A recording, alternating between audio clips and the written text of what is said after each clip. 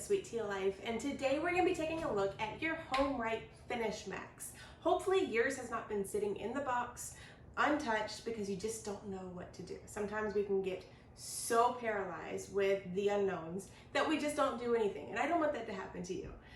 So today we're going to take a look at how to set your Finish Max up, as well as what to expect whenever you receive your Finish Max. Typically you're going to order it online, maybe through Amazon. Therefore it's going to come in a box. You're going to open your box, and I'm going to show you what you should expect to receive inside. First off, you're going to receive your sprayer. Now, it's going to have the cup probably already attached to it. So this is your spray cup. Also attached is going to be the tube, and this is the little tube that's going to suck up the paint so that you can spray it out. There's going to be this foamy kind of disc piece, and then there's a little bit of a gasket inside. I tell you this because all of this needs to be clean every time you use your Finish Max, and we're going to cover cleaning in a separate video. Additionally, you're going to find that there's going to be a nozzle and a cap, and this is going to dictate how your spray comes out.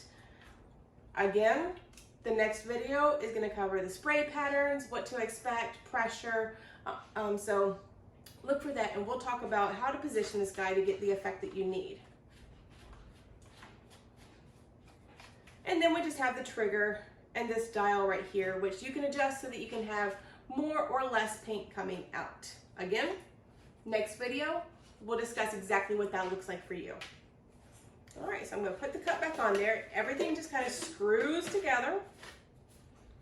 Super simple. You'll notice that there is no air compressor. I need no air compressor for this. This is an all-in-one unit, and it also gives a very fine finish. So though we don't have an air compressor, expect that your finish is going to come out flawless. No orange peel, no glumps. The key is making sure that it's set up properly, and we're going to cover that today. Also in your box, a Viscosity Cup. This is going to become your best friend. Make sure you don't lose it. This is what's going to help you really genuinely get your paint exactly how you need it, so that your sprayer is going to work to its best ability. Also is going to be this blow nozzle. Not everybody uses it, but if you replace this nozzle with this, basically your sprayer becomes a blower. You can use it to just blow out little crevices and stuff as you're going. Say for instance you sanded the piece down, you want to blow the debris off.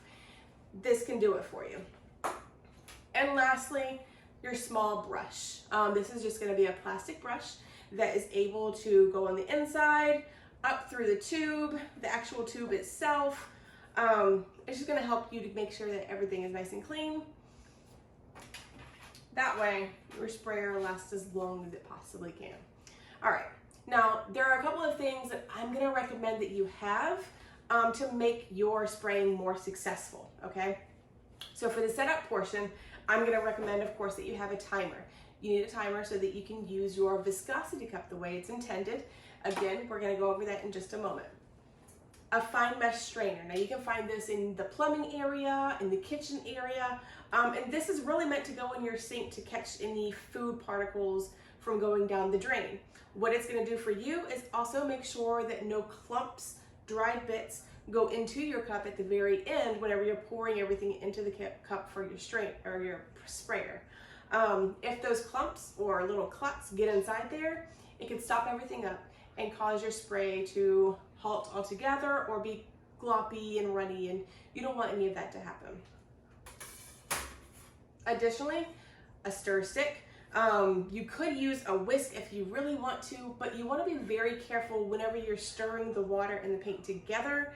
If you aerate it, there could be bubbles, and you really don't want bubbles incorporated. So I recommend a stir stick and a good firm stir instead of a whisking type motion. Of course, your paint.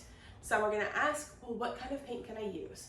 You can basically use any kind of paint you can think of. Personally, I recommend water-based products. They're what I'm familiar with. They're what I use. Easy cleanup. If we're going to go with a simplified and easy setup, why complicate anything? So if I want something that's more hardy, like an oil-based product, I'm just going to use a waterborne alkyd like Benjamin Moore Advance.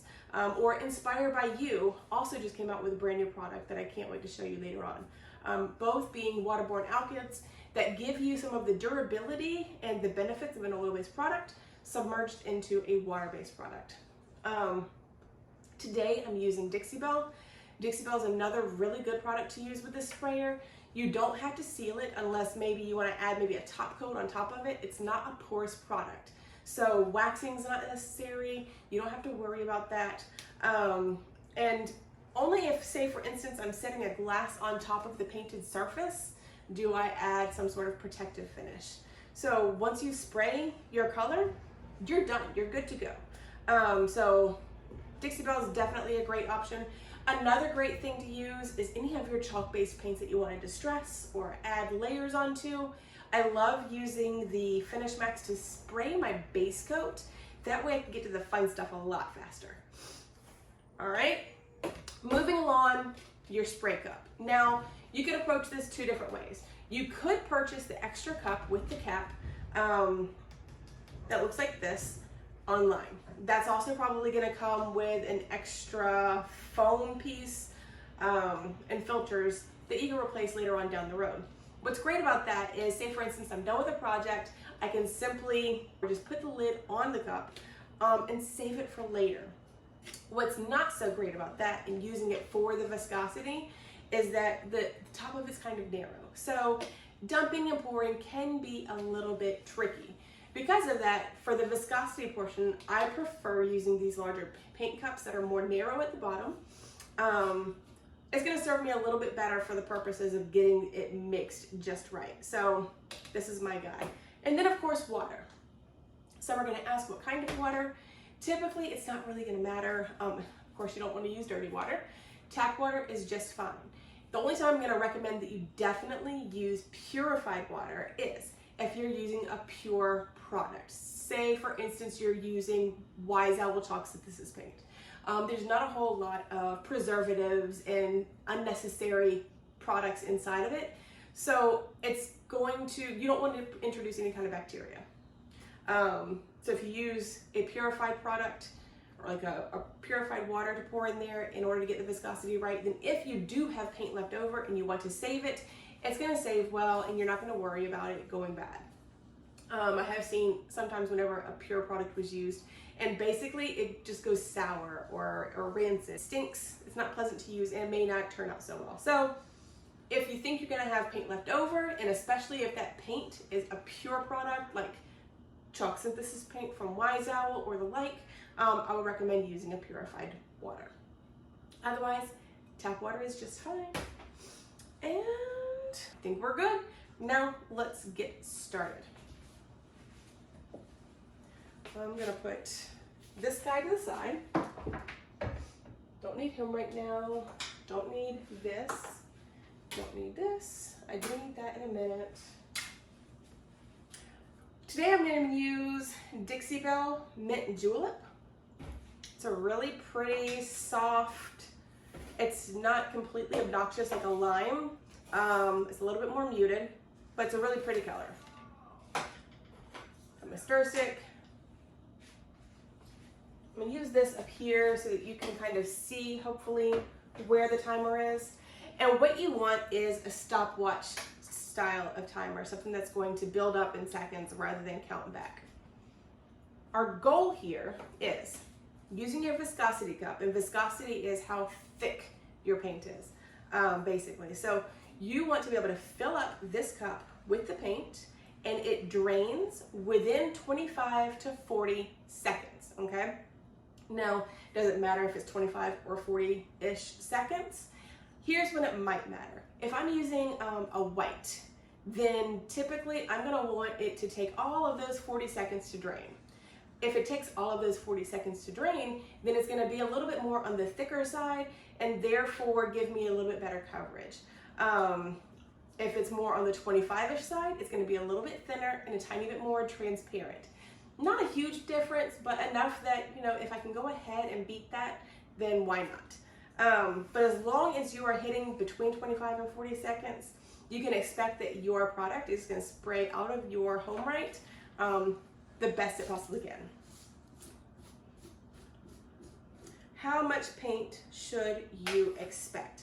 Now, I use this cup, and basically I fill it up to the point that I can submerge my viscosity cup all the way. If it's able to submerge all the way, I know it can fill properly and therefore drain properly, and there's enough product inside of it. I do recommend making sure that you have enough paint left over that, say for instance, I goof up and I put too much water in it, then I can add more paint to make it a little bit more thick. So make sure you have a little bit of playroom throughout the process. All right, so basically above those words, you could use numbers, you can mark it off, do whatever you need to do to make the process easier for you. I'm gonna pour it in. Whew. This stuff is thick.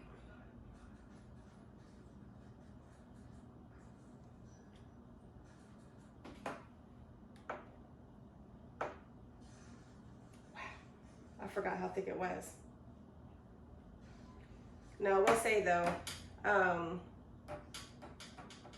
first of all, this was definitely a one coat coverage kind of color. It's thick, it's pigmented, it does the job really well. But I also, during the course of using it, I left it open, so it's going to have a little bit thicker of a feel to it. So expect that, it's not a big deal. All right, now I've got my stir stick, I've got my viscosity cup, the timer is ready. I already know from personal experience that this is too thick, okay? So I'm gonna go ahead and add some water. So we're gonna ask how much water. Really, it just depends on what you're working with. Generally, 1 ounce-ish is gonna be a good place to start and then go from there. Most paints are going to need to be thinned out some. The ones that are less likely to need a lot of thinning are your latex paints. If you're using a mineral style paint like Dixie Belle, Fusion, the chalk synthesis paint from Wise Owl, those you definitely want to thin out some. What don't you have to thin? A lot of times your top coats. If you're gonna spray a top coat, your clear coat, your protectant sealer, oftentimes those will be able to go in and you can do your viscosity test and it's going to pass immediately. Also though, you don't want to need to thin it out very much. If you thin it out and add any more than maybe 10% to the top coat, it's not gonna do its job properly. So be mindful whenever you're thinking that through. Let's just take a look and see how this goes. While I'm at it and laying my dirty stir stick down, I recommend this table to everybody. It makes cleanup so much easier. If I get into a bind and the paint is just wanting to stick, I can pull out my sander and sand it off. It takes a wearing and tearing, and it has wheels. All right, so remember, we want this guy to drain completely within 25 to 40 seconds. So I'm going to get it ready. And as I pull it up, I'm gonna press start. And this is when I recommend using the paint cups as to the cup that comes with the Finish Max for setting up your finish for your sprayer.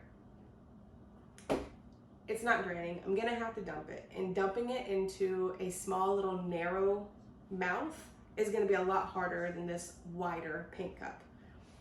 There's no way this is going to drain properly. So I'm gonna go ahead and dump it out.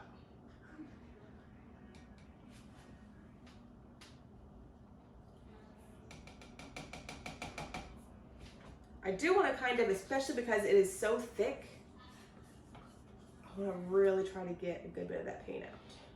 That way I know it's not causing problems.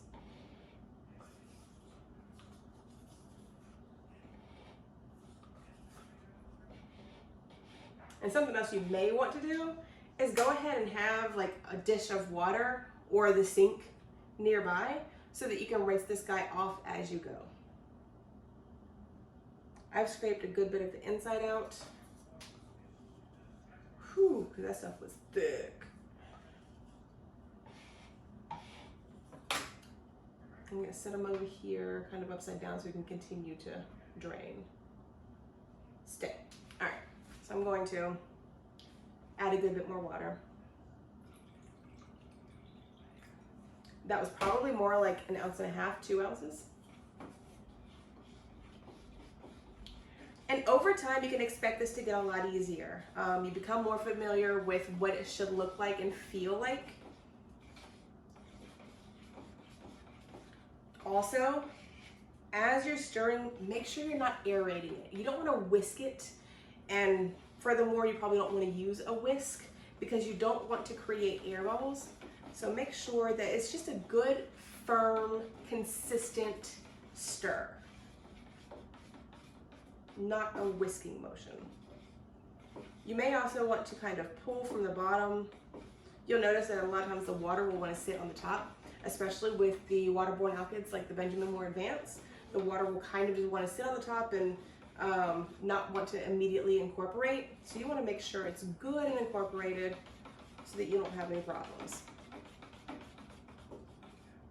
All right. And see how that's running off pretty simply? It's not wanting to hang up or anything. That's much closer to where we want to be.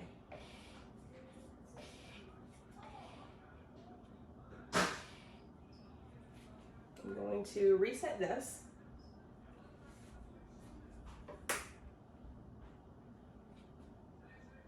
I'm going to dip this in and kind of work it a little bit. I want to make sure that there's not enough of that thick paint sitting on my viscosity cup that it's going to hinder the process. Good grief. I am making a mess. See, once again, that I love this table.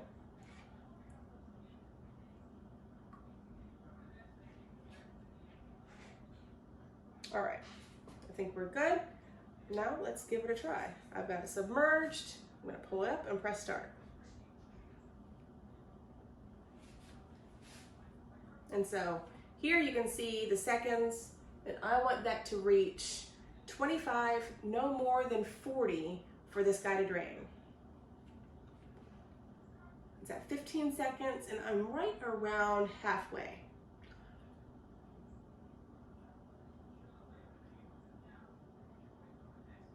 Okay, we're at 25. So if it runs out before 40, we're good. This is where you really want to have patience. You don't want to rush this process because this is going to lay the foundation for the entire job. All right, 40 seconds, and we still have a little bit to go. So I'm going to stop it.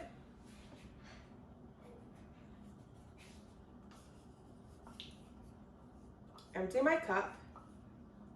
And now it was rather close. So I'm not going to add quite as much water as I did last time. Try and scrape as much of that paint off as I can.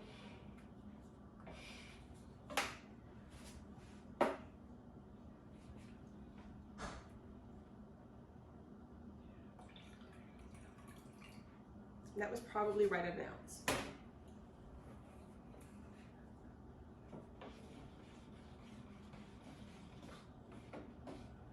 Some ask, well, why can't I just add a specific amount of water? Like, why can't I just add 10%?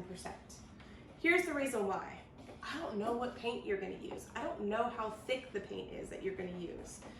Therefore, your viscosity cup, again, that's your best friend. It's going to give you the confidence and knowledge to know that you've got your paint just right.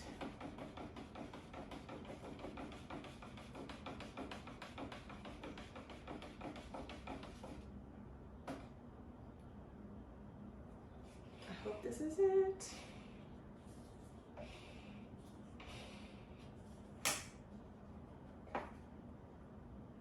Okay, you put it in there. Again, I'm going to play with it a little bit.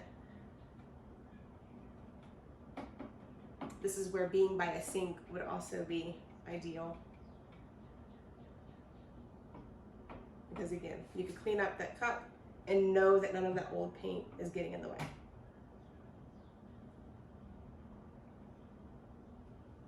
Okay, I'm going to reset my timer. I was letting some of it run off, so I know it's clear. All right, y'all ready? I'm gonna lift up and press start.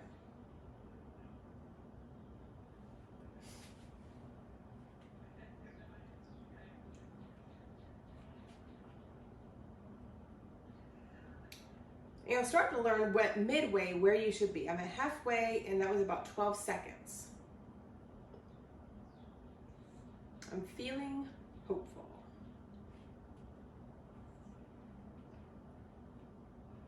"25 seconds. What you'll find too is as you get closer to the end of the cup or the end of the paint coming out, it's going to get slower. It's not going to drain as fast.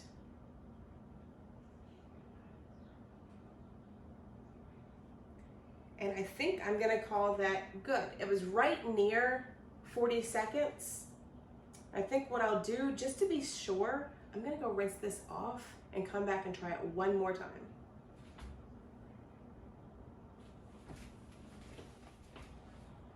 Okay, here we go. My cup is clean, and now you can see the difference that it makes whenever you have a clean cup versus one that still has a little bit of that older, thicker paint on it. All right, so my timer is ready, my cup is ready. I'm gonna put it in, fill it up. There's a bubble that's bugging me, so I'm gonna let that go up to the side. Okay, and I'm gonna lift and start.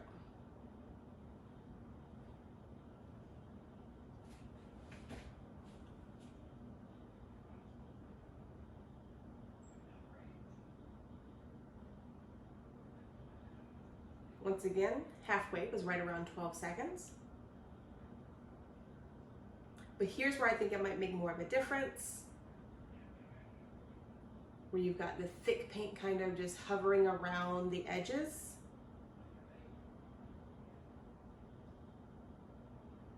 "30 seconds.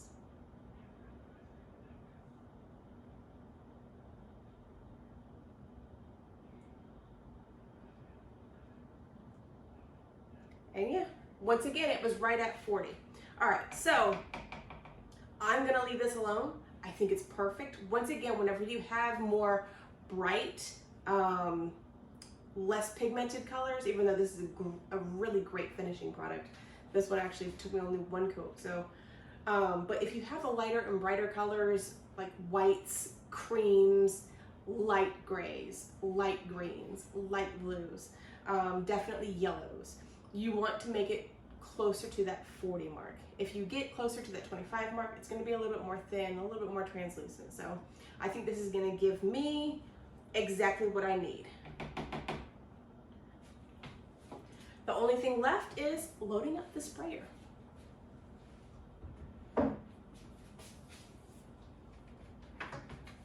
So going over here, lay my cup there. My fine mesh strainer is going to sit inside that cup perfectly. I'm going to take my product. We're going to take a look at our lines. Here is my max. I can't go above that. So I actually tend to stay a little bit lower just because it gives me a little bit more flexibility in how I can use my sprayer and how much I can tilt it. I'm going to pour it in.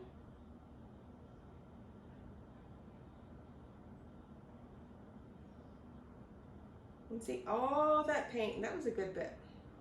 And it only went to about the halfway, or no, 3/4 mark maybe. It's at 20 ounces. So that was 20 ounces of paint. And I can see in my strainer where there are some bits and clumps that were rescued before going in. That makes me happy because that means that it did its job. All right. And we just very carefully pick up this guy.